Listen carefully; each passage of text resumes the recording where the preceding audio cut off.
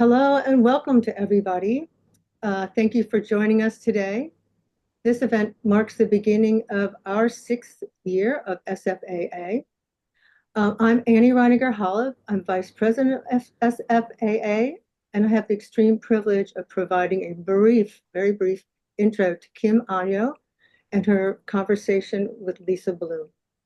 I'll just let you know, Kim received her MFA from SFAI in 1985. She's a painter, filmmaker, cultural strategist whose work has been exhibited internationally and shown at Anglim Trimble Gallery. Her documentary feature film, Quba and Water Cities, Indonesia, explore climate adaptation in fragile urban environments. She's a 2024 Guggenheim Fellow. Lisa Bloom is a writer and noted cultural critic and author whose work focuses on visual culture, climate change, and feminist art histories.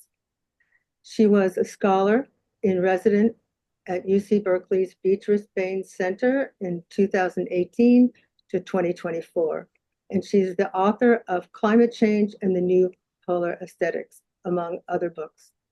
So I'm just going to remind everybody that you'll be muted and questions should be put in the chat, and we'll get to them at the end.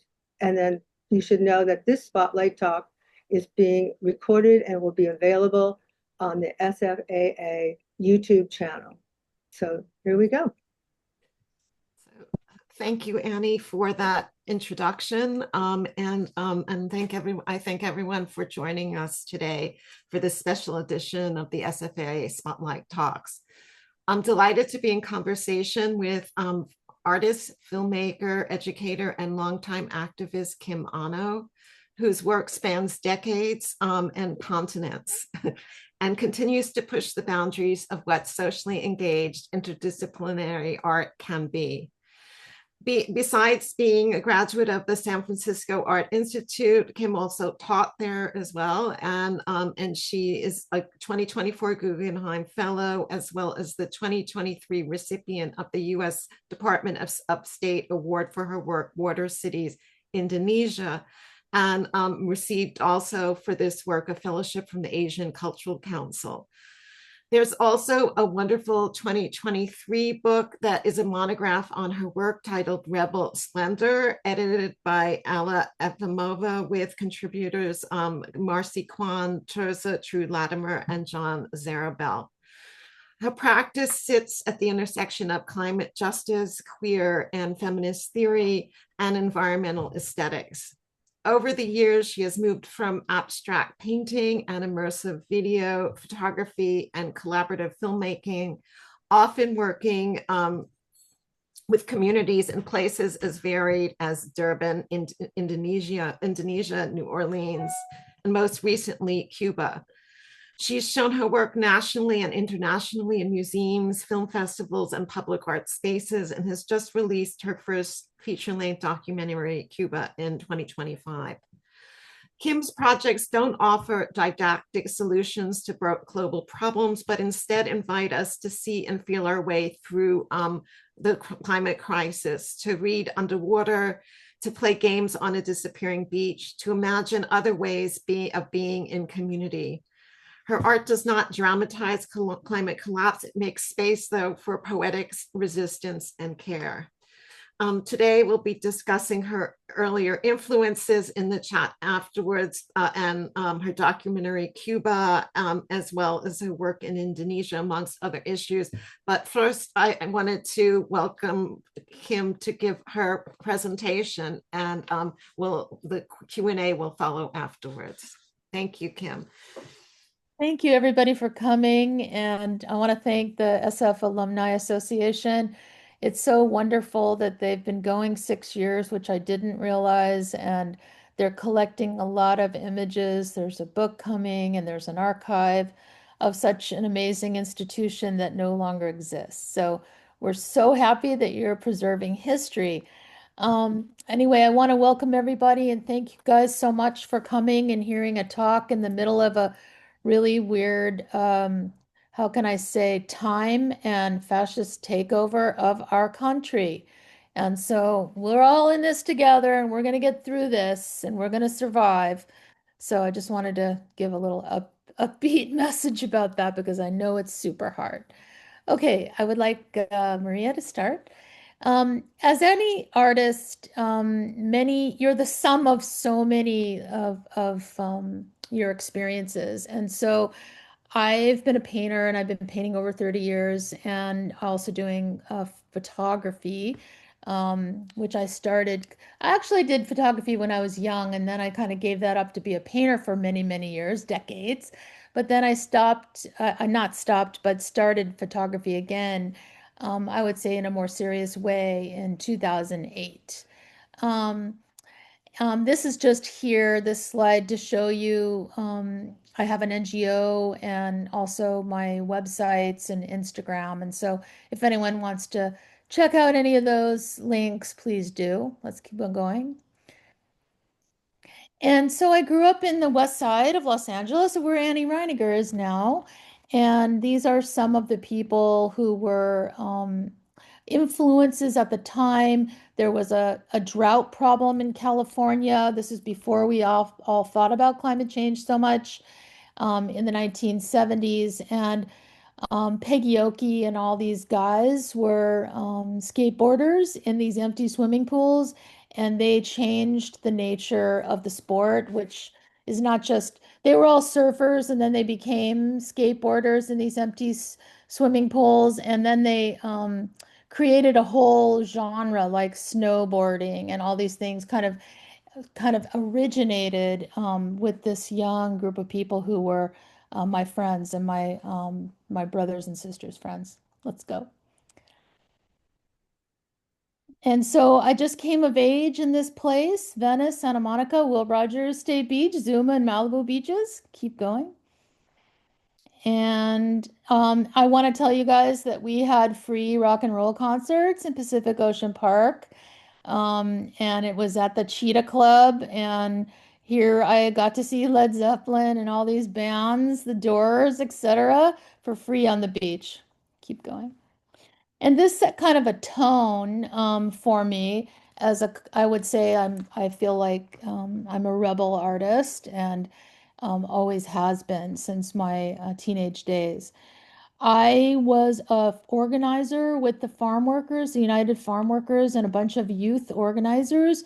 And we marched on Delano, California, in behalf of the creation of the United Farm Workers Union in the Central Valley. And this is where now we are having farm workers dragged out of the fields and put into concentration camps. Let's go.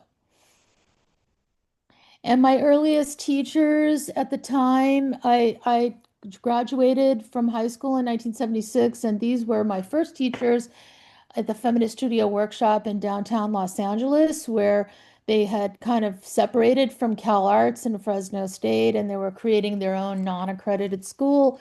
And we were kind of understanding ourselves as young feminist women, redefining our destiny. Let's go. And here's just another scene of some of the groups that we were sort of like talking about and trying to understand creativity and feminism and what does that all mean?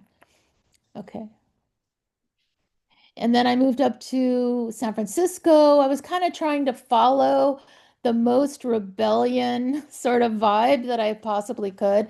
So it was time to leave LA and move to the Bay Area, and which I promptly got involved with a lot of different movements, especially beginning with the LGBT movement. Next. And then at the Art Institute, I started there in graduate school. I first went to the San Francisco State after the Feminist Studio Workshop and Santa Monica College. I went to San Francisco State, and then I went on to SFAI. And at SFAI, we formed a bunch of stuff. This was during the time when apartheid was still in full swing, and we decided to form Art Against Apartheid at the Art Institute. And I have some of the names mentioned here. Betty Cano, Michelle Lee, Leon Dockery, Enrique Chagoya, Regina Motan, William Stroud. All these artists, we got together and made shows and raised money and sent it to the African National Congress. Let's go. And here are some of this was just a flyer that we had. But you can see here on the bottom, the Diego Rivera Gallery. We had these shows simultaneously or sequentially at the Western Addition Cultural Center, Diego Rivera, the Heller Gallery at UC Berkeley, the Mission Cultural Center, the Soft Touch Gallery in SF, and the CoLab Gallery. Some of those galleries don't exist anymore, but we created a way to have shows about this topic at that time. That's next. We also made this group, the same people. We like to connect the dots. So we thought about the Central American issues and the role of the CIA, our government, once again, the things that they had collaborated with. And we were very upset about what had happened, all the death squads in Latin America, Nicaragua, and El Salvador at the time. Next. And Joss Sanchez designed that poster. And then we made these buttons, and we had a whole book that we made, a kind of small book about artist call and U.S. intervention in Central America. Next. And then later, sort of jumping now in time, that kind of gives you just a framework of like my trajectory. Here I am making a painting that was a public commission for the Phyllis Moldau, who founded the store at SF MoMA. She also had another cause for, I guess, the people who are in the peninsula who she made like a senior living dementia place, and I made this painting for that place. And I started painting on metal, so keep going. And in these abstract paintings, I began to see that I wanted to make the last abstract painting I could make before the thing becomes an image. The one thing I got from SFAI that is still stuck with me today is there is no risk that isn't worth taking. And that risk taking is like part of your DNA as an artist. And you just got to get used to it. And if you can't get used to it, then that's a problem. So for me, the hesitation to make an image and create an abstraction that was almost becoming an image was very important to me. And so in this case, I'm also starting to address the issues of climate, and which is the melting of glaciers. And these are large scale paintings on aluminum. Next. And this is another one in that series. So it just kind of go quickly through them. But I like this idea of metal because it had a shimmering quality. And then when you see this image, this is a photograph that is also kind of having some of the same relationships in terms of abstraction. But I begin to kind of understand what an image, a potent image can do. And certainly the idea of a parachute and this kind of emergency exit and a kind of danger quality comes to my mind. And so I began to understand that I had to do things out in the environment with photography. Next. I saw this photograph in 2009 of Mohammed Nasheed, who was the president of the Maldives, signing documents underwater. And I realized that was a big signal to like, hey, things are really moving fast, and maybe I should be thinking about what I want to do as an artist and start to make some harder decisions. So this photograph was a catalyst for me to change a lot of things. Let's go next. And I started to, with the help of Chris Johnson, who taught me how to do large format photography, I started to make these puppet show type things where I took these big tanks and kind of like terrariums and fish tanks, and I filled them with water, and I put objects in there and matriculated ink. So it's kind of like I was painting still in water with these objects. And this was outside in the yard, and the sun was coming through. So I began to kind of try to make these sort of staged prop things that suggested some images or ideas of the implications of climate change. Next. And so I started to I used the idea that I had to spoil all the things that I also revered. Like I can't just set myself aside, like I'm the problem too. Like I'm not, I am just as much the problem as the people I'm critiquing. So this is a National Geographic magazine, and this is also in the water. A lot of these images were part of this Harper's Magazine thing that I had done at one time.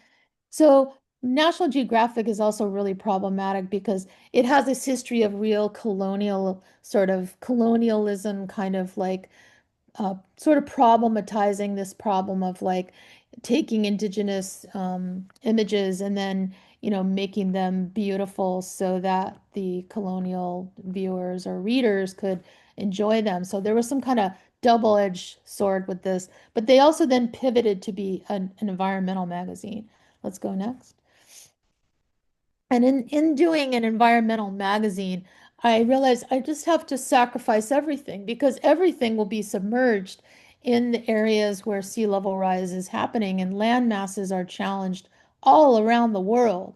And so that was the thought of here, like, plunge the magazines as well, complicate this idea of environmentalism, which has always been separate from environmental justice, which is something that I'm really critiquing.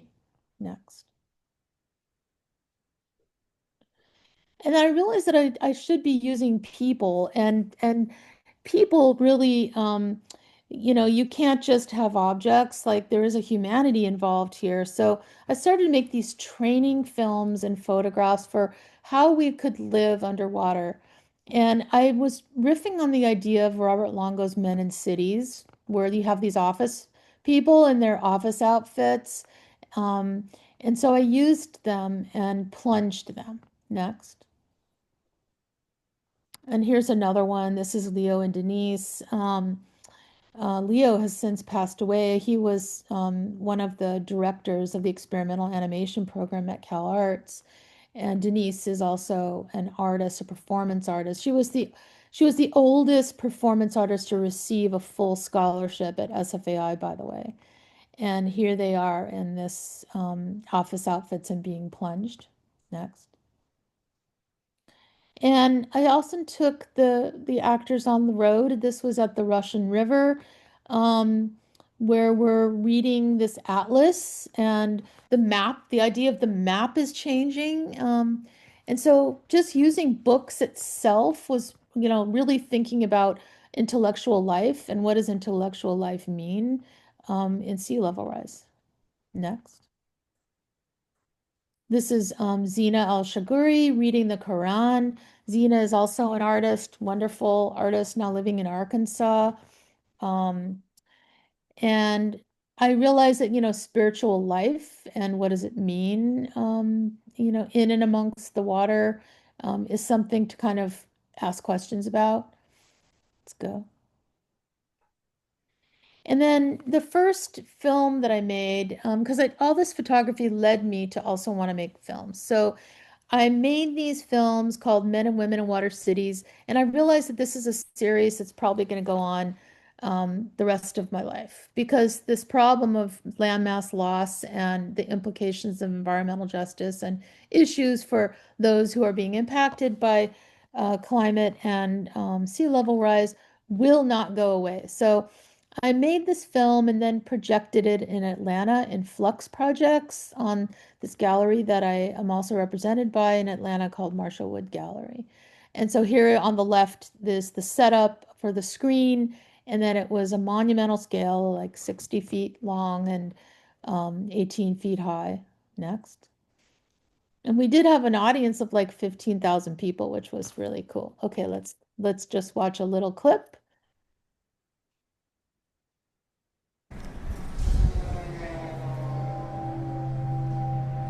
Debbie Katsujima and Jose Navarrete, they had just come back from Fukushima, and they made these houses, and again, using the office outfits, water happening.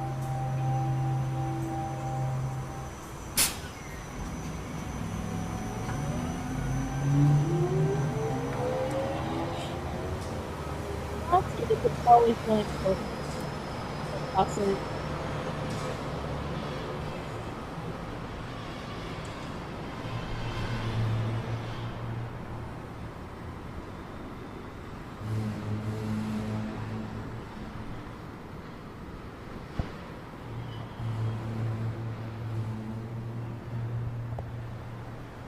It's a very challenging video to make.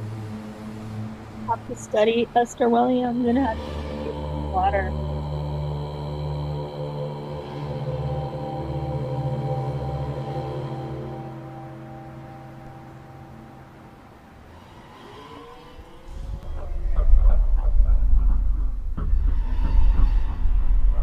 Human connection seems inevitable and also really important to have big jump.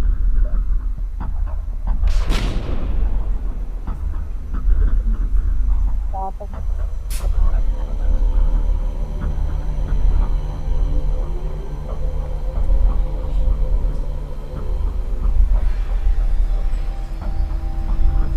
Yeah, you can it goes on and we don't have much time anyway. This just gives you a little taste of.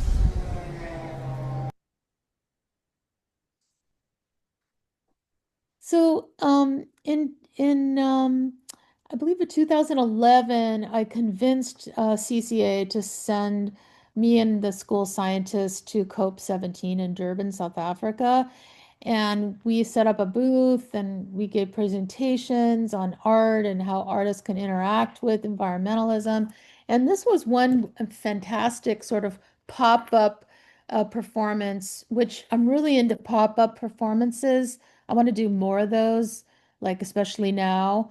And here are these Korean activists, and they set up this giant inflatable pig that was inflated in about like 4 minutes. And then they had these checks that they were asking Angela Merkel and Barack Obama and Bill Gates to donate to the Developing Nations Fund to provide relief. I mean, the West has really driven the carbon.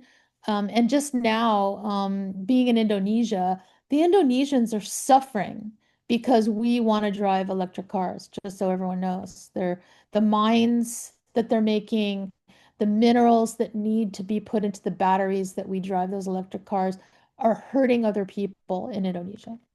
Next. And in Durban, I was working with these young people. They have a lot of challenge to higher education. They don't have enough colleges, and people sometimes stampede to get college seats. So I offered a free class, and then in exchange, the students were in my film. And we staged a post-nation state soccer match, and this is our pageantry shot. We rearranged national flags and sewed them back together in different ways because this was right near Hurricane Katrina time, and we're like, what can a nation state do in a disaster? Next. We just asked that question. And here we are playing the soccer match again with the office outfits, inspired by Robert Longo. Keep going.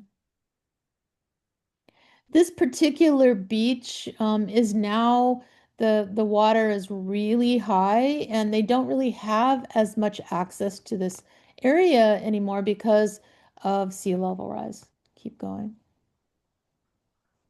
This little boy in the center was the little brother of one of the participants, and he became the arbiter of justice or the referee. And at the end of this film, he blows the whistle to signal the danger, and then the sound is taken away, and he's blowing and blowing without sound. Next. And also in the next film in Water City, Berkeley, I have a scene where I took four environmental attorneys and they wore their office outfits on, and they were also surfers. So we went out to Bolinas. The whole task was to try to get all of them to surf on the same wave in their office outfits. We were only able to get two, but two was better than none. So this was a large scale photography as part of the project. Next. And then there's this band called The Kingdom of Naught of Dan Carbone. And he also is related to SFAI because he was an actor in George Kuchar's films. And then he formed his own band, which is a surrealist storytelling band. And here he is performing. And this is a large format photograph from the shot, but I believe we have a video. Let's keep going. And here are some dancers. that are also rehearsing. As part of Water City Berkeley, which was the biggest one for me to do at that time, we had 100 kids, 100 teenagers. Keep going.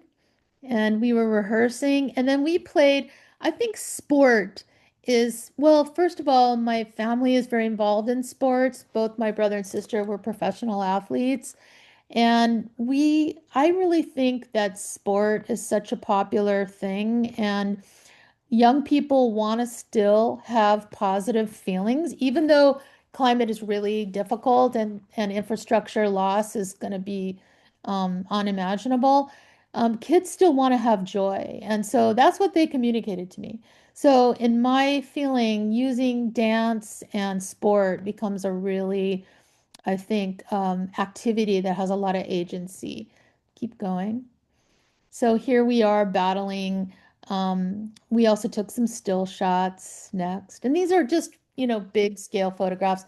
The pageantry again appears, and I used the idea of Oedipus Rex, but instead of the king, we democratized the text, and I adapted it in a different way so that the people are facing each other instead of asking the king to save them, they're asking themselves to save them. And then these are the arbiters of justice, the referees. Keep going. And we'll just go through these kind of quickly. And you can see these are all formal shots. And then here's a little bit of clip.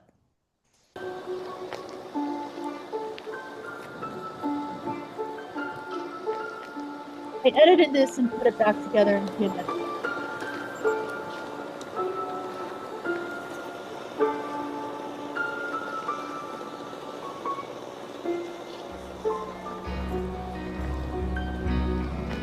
Help me.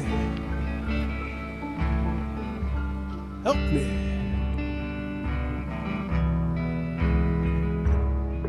I was moving. I was moving. I was ripping through the universe, past stars and planets. Supernova. A trillion suns. Screeching tires, Big Bang, black hole, and now I'm still.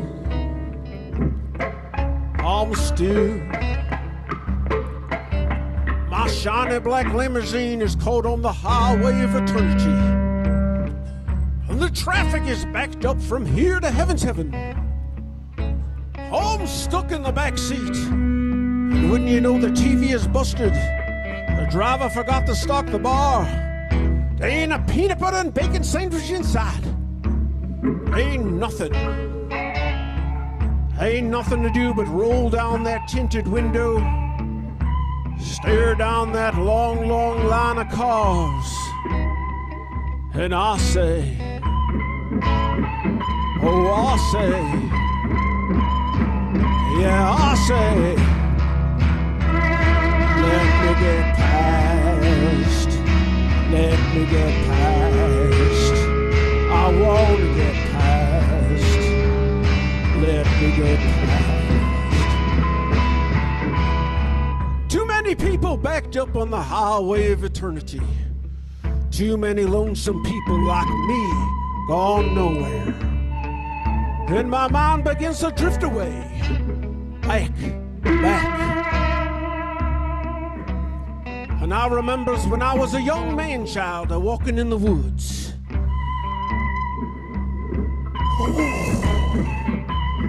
And I come upon a big, beautiful robin's nest.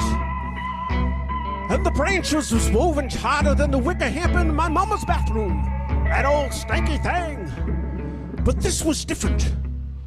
A bird wove this with her tender beak. And in that nest was 3 eggs the color of the sky. And I looked at them eggs just sitting there all in an instant, when suddenly I was consumed by the evil blackness. My good mind was taken over and I wanted to smash them sons of bitches. Hated them more than I hated the British rock stars. Ruined my career. Then I heard the voice of the mama robin inside of my head. Knock, knock, knocking on the inside of my brain. No, don't. Do not destroy my nest. Those are my children. I looked at them eggs that color the sky, color the sky, color the pale blue sky. And I got to wondering if them birds see so much blue when they fly that they digest it. And that's why the eggs are that color. Some say I'm dumb, but I bet you Einstein. It does go on. And go to the next. So you can see why Dan Carbone is so, I'm so charmed by him. I also made a project in the UK, and here we are doing a cricket match as the Nacton shore was coming in. They have the same problem as Pacifica. The houses are falling off the cliffs and the water is entering the landmass. Keep going. And we had horse and rider in this project. Keep going. And also, we have this band that's a story, not a storytelling. We call it, it's an English band that or we're dock workers. And I realize that music is so important in my projects. It's like 50% of the projects. Keep going. So these are just still shots from that. And then I started to make a project called 90 Miles from Paradise, and this one is shot in Key West and also in Miami. And here we are using a house that's being torn down. I worked with a demolition company to find a place where we could get liability waivers and just use the whole house for the set. Keep going. And here are some of the actors. This is Charlie Clark. Charlie was a 17-year-old who was transitioning to a woman and also a singer. So at the time, her voice was changing, which I thought was just totally radical and wonderful for the film. And she's in the mangroves there. She sings Amazing Grace with rewritten lyrics. We practiced at the Guitar Center stores, which I love as a place to practice. Okay, keep going.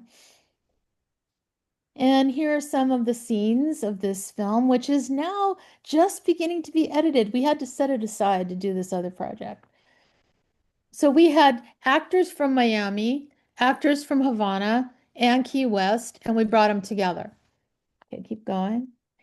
And we really are thinking about the conflict between the US and Cuba and how we can use that as a site of creativity and tension building, etc. And here we are in the referee outfits again. Keep going. And this was part of the set. And these are all large format photography. Keep going. And here are some of the actors facing each other. Some of them have emigrated from the island. Some have left the United States and gone to Spain. They're all in different locations now. Keep going. This is Javier Guiarte. He is a telenovela actor, really talented man who does all kinds of things. He's living in Madrid now, I believe. Next. And then these are some of them. This is Reyes, a dance company on the left, which are performing a Yemaya ritual in the film. The goddess of the ocean in Santeria or Yoruba religion. And the actors are on the right. Turn right. Go next. And then this is a Pacifica Future. We're just going to go really quickly. This is a collective of Modesto Covarrubias, Alicia Escott, Heidi Quant, and the Bureau of Linguistic Reality. And we were hired by the town of Pacifica because they're experiencing landmass loss in a dramatic way. 90 families have to move back from the waterline, according to the California Coastal Commission, and they refuse to move. Okay, next. So you can see here every full moon, the water is over their perimeter main drag. Next. These all became a book and a series of walks. We knitted plastic bags. You can see here is the modeling of where the water will enter Pacifica at a certain year. Next. And here's an apartment building that actually did have to be taken down because the cliffs were eroding. You shouldn't have had a town in this area anyway. Next, because it already had an eroding problem. So we did these conjugations with the Bureau of Linguistic Reality, and we created new terms for the area of Pacifica. And then we made banners and lawn signs and walks. Keep going. And here's another one. This is Modesto and Alicia Escott holding one of our banners. Next. And here we are. Modesto is showing us how to knit plastic bags. We made, because this was during the pandemic and everyone was getting everything delivered in plastic. So we decided to just take all the plastic and knit new things out of them. Next. And here they are again. Next. So you can see that it's like a flexible medium. I really like working with a collective. We really didn't know what to expect. We tried to plan a 50, actually a 500 person sit down pancake breakfast with student reporters on this same pier. But during the pandemic, we couldn't have gatherings. Next. And then these are just some quick shots of my new feature film, which is to me really exciting. It took 6 years to make. Because I was shooting this environmental film in Cuba, I also realized that they were in a struggle for LGBT human rights. And I decided to kind of follow that and keep going. And these are some of the prints. This photograph is on view at Anglim Trimble Gallery in San Francisco on the left. Next. And then this is one of our stars. This is Adela Hernandez. Adela is the first trans legislator in Cuba to be elected, and she's been reelected 3 times from Caibarin and the Santa Clara Provincia. And she was also in prison, in the UMAP prison for being gay. Next. And here's our poster designed by Manasa Timia. And this is the film's website. And here you can see the link to the trailer. We don't have time to watch it now, but please check it out. Part of my new projects funded by the Guggenheim is to make these installations. And here's one of the first ones I did, which was a theater. And then this was an animation with Charles Woodman. And what I did was I secularized the Dante's text, Canto 1. And I'm going to have to just move really quickly because we're going over time. Anyway, keep going. And these are sculptures. And then this is something that's under construction right now. These are a giant sculpture. There's going to be a drawing involved. And it's a theater that's falling apart. And this is what the Guggenheim has funded, is to create this theater that is falling apart and exploding into a room. Next. And these are just some shots of the close-up. We were tying all kinds of crystals from these chandeliers that we rewelded back together in different ways. And then I'm just going to flip through these. These are just paintings because I'm continually painting, and the paintings are large scale and some of them kind of medium scale, but you can see there's a little bit of a theatricality involved in some of the paintings as well, and the experiences. And then I'm going to end with this project. This is my new project, Water Cities Indonesia, and these are the cast. And we are in Borobudur in Yogyakarta, which is a monument that was made in the 6th century, and it tells the life of the Buddha. And these young people are discussing what's it like living in a country that's impacted by climate change, so much so that the capital has to move to Borneo, another island. Keep going. And here's we're doing some play on the beach and in the water. And then we made a dance after studying the orangutans, just thinking about how humans are looking at nature and their relationship to animals is really compelling to me. And this is the staff of Wild Projects. I formed an NGO in 2016, and we work on social practice ideas. for multiple kinds of projects. And maybe one of our people is here on the call who's doing a project in San Francisco, and that would be Laura Smith. Her project at Dangerous Intersections, where she's putting sculpture and calling attention to pedestrian life. Okay, that's where I'll end it. Okay. Let's see. Hi, thank you, Kim, for such an amazing presentation. Your work is just has so multifaceted and so fascinating in so many ways. So since we don't have much time, I'm just going to hone in on a few things. First, because this is for the San Francisco Art Institute, I was wondering what it was like for you to be a student there and how that experience shaped your thinking as an artist. And are there particular mentors, ideas, or moments from that period that still resonate in your practice today?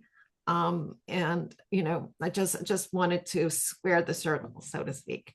Yeah. I would say that those of us who went to the Art Institute, the one thing that is in common that I notice a lot is that there, like I said before, risk taking is number one. Like if you want to make something, you have to stake something against that. You have to kind of say to yourself, what is the most out there thing that I could possibly do to make a statement about something? And I need to go there and I need to not have regrets. And so, of course, you fail. Of course, you fall on your face. And many times I've spent a lot of money on something and it just didn't work. So I was like, damn. But on the whole, if you take a risk and you keep your eye on that ball, you can really make something of consequence. And so that was the thing that I got mainly from the Art Institute, that be brave, be bold. Um, don't be afraid to look at yourself and look at the world, not just you and not just the world, but going back and forth between the flux of those things. And I had a bunch of really, I would say Bob Rasmussen was one of my mentors at SFAI.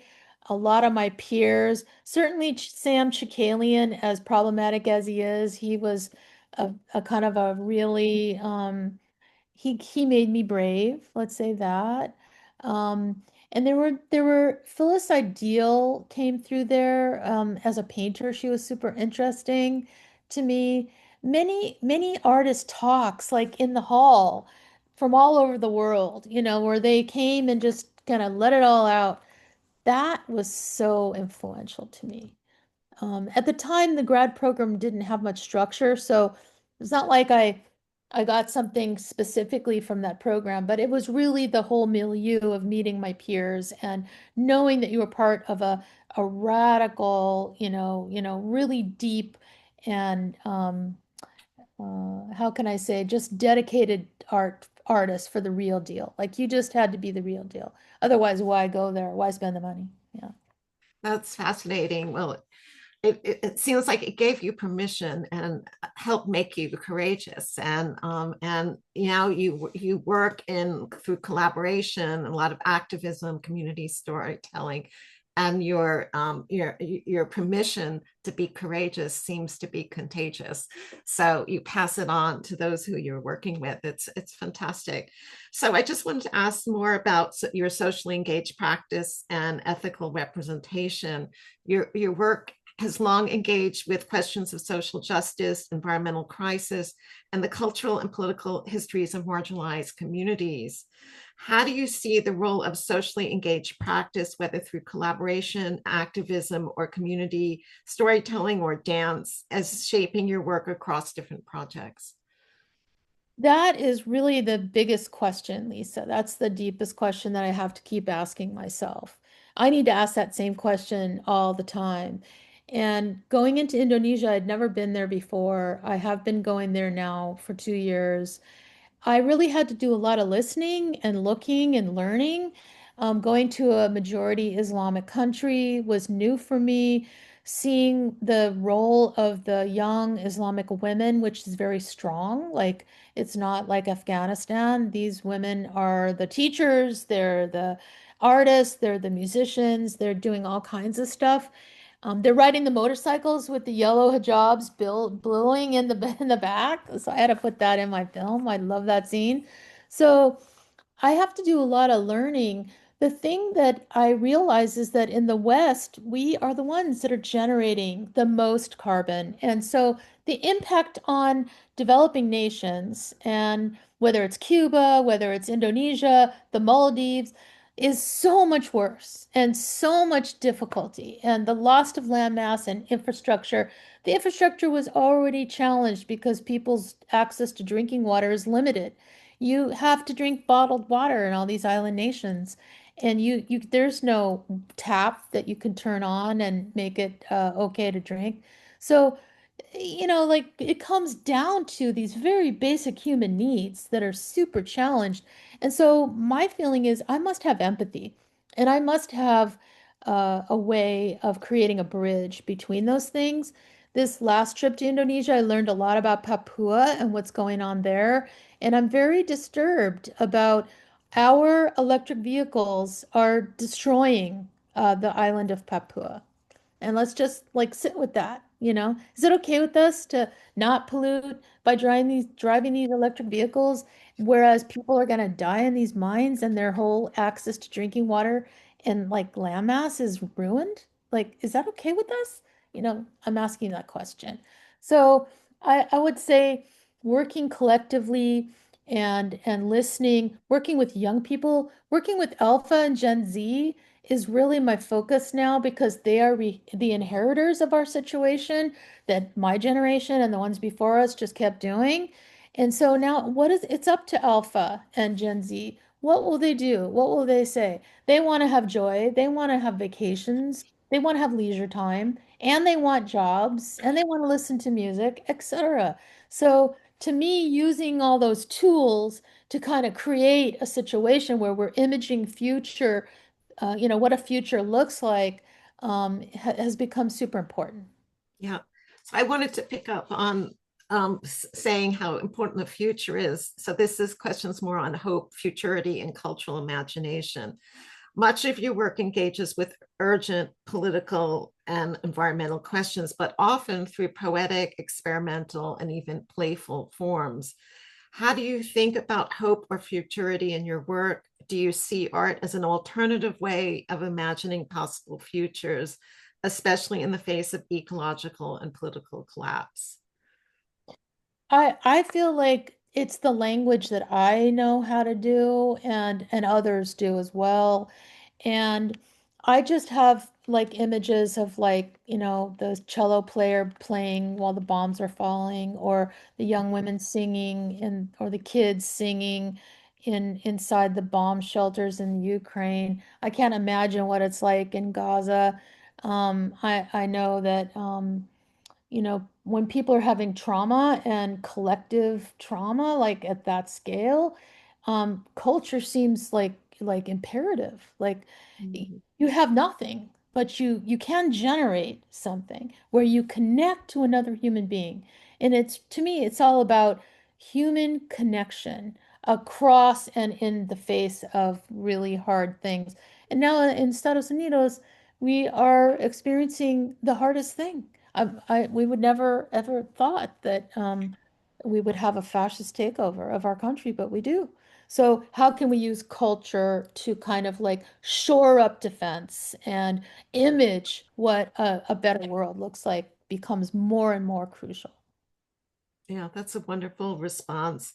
I think, I mean, it's where we're at, and your work beautifully sort of uses culture in extremely moving ways to build community. And so I wanted to segue to your film on Cuba, on queer liberation and uncertain futures. In your documentary, you explore the lives of LGBTQ plus people in Cuba at a pivotal historical moment right after the legalization of same-sex marriage. The film brings out both the joy and the complexity of the shift, the sense of possibility and liberation, but also the deep scars of past oppression and the uncertainty of what change will mean. what drew you to the subject, and how do you approach documenting such a charged moment? How do you balance attention to history, hope, and vulnerability when representing queer experiences in a place like Cuba? So, what I really realized about the Cuban experience, in 2016, I went when Obama opened the door for the first time, and I'd always been curious. And I must say that the people there, the activists there, have been working on this issue, LGBT human rights, for at least 30, 40 years. There's two characters in the film. One you saw, Adela Hernandez, and she went to prison. She went to the UMAP prison, which was really difficult. And she went there for being gay, not for committing any crime. And I'm assuming that's going to happen again here in the U.S. itself. I mean, there's 800 pieces of legislation against LGBT people, of which I'm part of that community, right now, and which ones will pass, and how it will hurt us, and it hurts real people. In Cuba, they certainly, I mean, one can certainly critique all kinds of societies, for different things. Freedom of speech, etc., has been an issue in Cuba. Cuba has turned around LGBT human rights, and it's super important to acknowledge what they did. They're the only communist country in the world to give LGBT people the right to marry, inherit, anti-discrimination for homophobia and transphobia in jobs. And they feel really strongly about this. And they did it as a referendum. 67% of the people voted. And I went to the polling stations. So I know these were votes. Like I filmed the polling stations where people were casting their vote. 67% of the population said it's time to give LGBT people human rights. And this was at a time when there's 400,000 evangelicals in the churches in Cuba. They are not immune to the rise of evangelicalism, which is also in the US. And we don't see the evangelicals fighting for LGBT human rights here in the US. They too opposed this legislation in Cuba, but the activists spoke to the population through music, comedy, performances. I witnessed performances out in a town of 100 farm workers where they did drag shows, and they brought the kids in, and they reaffirmed all kinds of things of their community, and at the same time spoke about homophobia and transphobia and how wrong it is. So to me, I have to give credit where credit is due. And I feel like those people really did it. And I have so much respect for them. We just toured the film to 4 cities in Cuba where we filmed, and then other places we didn't film. And a lot of people cried. They're like, yeah, we worked so hard on this. Thank you so much for acknowledging us. And to me, that's worth it, to really, really get affirmation from a community that's in trauma. That's big affirmation. That's amazing. So, so I also see how they use art and performance as forms of resilience and resistance, and how do you think they shape your vision of what queer futurity might look like, not just in Cuba, but more broadly? Well, I saw how effective culture was used in Cuba, and that just gave me more fuel to using dancers, music, theater. This is another reason why I'm making this theater in my work now. Those things are very persuasive. Certainly, the right is really good at using this theatricality of like fake things, fake facts, and like performing as politicians. I mean, they must have been watching like a lot of conceptual artists from the past. They are comedians, they're theatrical personalities who are giving us a line of crap. And so we actually have to confront that, maybe soberly or in a different way, but you can see how persuasive those tools are. And that means that we need to use them as well. Yeah, well, thank you. I think that's a wonderful place to end, and that's amazing. And I really really love what you've done, and so much of what you're doing really speaks to the current political moment in different ways throughout your career. And I find that pretty intriguing and important. So thank you. And I think we'll move on to the question period since we're just almost at the hour mark. Yeah, please Yeah. ask questions from the audience if anyone wants to ask. I do see someone asked, did Kim create the soundtrack for the short with business people underwater? Yes, Kim did create that soundtrack. I like to do, sometimes I like to do everything. I like to make the curtain of the theater. I like to make the soundtrack to the movie. I mean, I work with a lot of composers, I have to say, but in that particular movie, yes, I made the sound design totally. Yeah. And Annie's asking, there's so many locations, how do you, that could choose an environmental crisis. How do you choose? That's a really good point. I choose where one, I have some type of relationship, and or two, I see something that is the need is so huge. Like for instance, we gave a screening in Holguin in Cuba, and that was the lowest referendum vote for LGBT human rights there. And so I was like, oh, great, we showed the film there, like to where they had the lowest vote turnout. And that was great. And in terms of Indonesia, Southeast Asia is going to be so impacted. They already are. And I thought I had to get myself there as soon as possible. Eduardo is saying, how do you find the young people to work with in other countries? So that is a great question. I immediately go to community organizations, and I also go to schools. So in my Indonesia project, I've been working now with 8 schools, universities and high schools mainly. And I go to the schools. I have a little dog and pony show. I go, I want to work with you guys. I want to hear what you're doing, what kind of games you like to play, what kind of dance and music. Indonesians dance is kind of number one. Textiles and dance are like the hugest things in Indonesia. So the first thing I do is ask them, what kind of dances are you guys doing? And in Borneo, it's a lot of indigenous dances all up and down the river area. And if, for instance, the Dayak and the Kutai indigenous tribes have different dances. And so each one has a different sword dance, even specifically. And I worked with a couple different dance companies to identify what dances we might be adapting.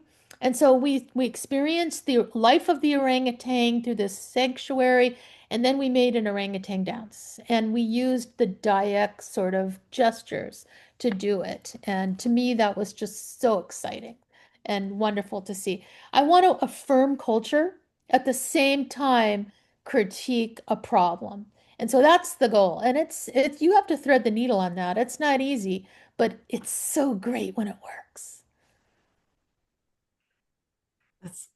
That's amazing. I had a question, unless there's more, but I just wanted you to talk more about yourself as an educator for so many years and how teaching has shaped your artistic thinking, how your students or the classroom itself changed the direction of your practice, and do you see pedagogy as part of your socially engaged practice? Yeah, I mean, I love humanity. I have to love humanity. And when I see people, overcoming obstacles, especially young people, I'm thinking to myself, Rad, these people are amazing. Let me just dwell with them. And as a professor, I have enjoyed working with young people so much. They teach me so much. My friend Captain Murphy is making a film about Paulo Freire, and I want to say Paulo Freire's idea of like, you are not the teacher up here, but you are like a conduit back and forth. I just enter the classroom that way. What can we teach each other for this year? And we teach each other so much. And that kind of encourages empowerment of young artists and students. And I think if I can help empower a student to take their destiny in their hands, then I've done my job. I've done my job. And I want to do a good job. I really do. So I would say, like right now, in the fall, I teach ethnic studies class, and we're going to be looking at this government and how to survive. And I really want people to kind of like, you have tools already in your repertoire that you've learned already. What are they? Let's grow them, and let me tell you what I have. And we're just going to be going back and forth to look at each other's ideas and cards. And to me, that's just, it's icing on the cake. I won't be teaching that much longer. You get to a certain point and you just got to work on your own things for a while. So, but I do feel that I love working with young people and seeing people become empowered and then they become my collaborators. That's what I like. That's wonderful. Yeah. So I think there's another question in the chat. Let's see.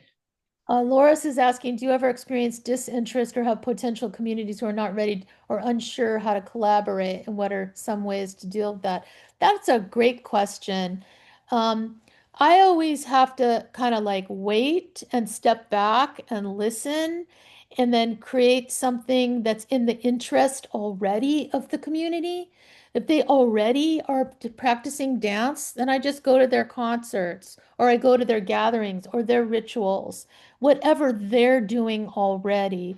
And then I begin to kind of see how I can put the ideas that I might have within, under the umbrella of what's already happening in the community there. So it's a really good question that Loris is asking, and one has to keep asking it again and again. For instance, I was trying to restage a stone carving, and it took me like explaining online, going there a couple times, and then sitting with the carving, and then asking them, do they see themselves in that carving? Like it took me a long time for them to get the idea, but when they did it, and it was amazing. So it takes time, that's for sure. So we have to wrap up. They're telling us now, but what a great time to spend with you all, and thank you so much for remembering SFAI, and thanks to Joyce Burstein, who's here tonight. Thank you, Joyce. And Thanks so much, everyone. thank you Thank to you, Kim. Lisa Bloom. And I want you guys to look for her books. And Lisa is such a thinker in terms of environmental questions and looking at artists who have been doing this for a while. And she's writing about it all the time. So please keep that in mind, Lisa Bloom, in all of her titles. Thank you, Kim. And thank you so much for an amazing presentation. I'm so glad we were able to do this together today. So